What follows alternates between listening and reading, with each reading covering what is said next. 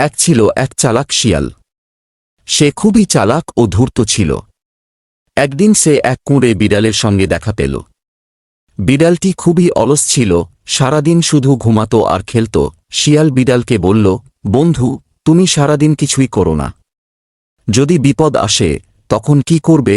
বিড়াল হেসে বলল, কেন, আমি তো গাছে উঠে যাব, ওটাই আমার একমাত্র উপায়। শিয়াল মুচকি হেসে বলল, আমি অনেক বুদ্ধি জানি, বিপদ এলে আমি নানা রকম উপায়ে নিজেকে বাঁচাতে পারি। একদিন হঠাৎ একদল শিকারী কুকুর এসে পড়ল।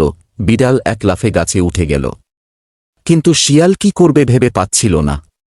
সে একবার এদিক একবার ওদিক ছোটাছুটি করল, কিন্তু শেষ পর্যন্ত কুকুরেরা তাকে ধরে ফেলল। বিড়াল দুঃখ করে বলল, দেখলে তো শিয়াল ভাই, একটাই সহজ উপায় জানা থাকলেও বিপদ থেকে বাঁচা যায়।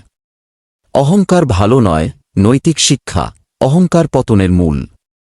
বাস্তব জীবনে অল্প জ্ঞান থাকলেও তা কাজে লাগাতে পারলে বিপদ থেকে রক্ষা পাওয়া যায়।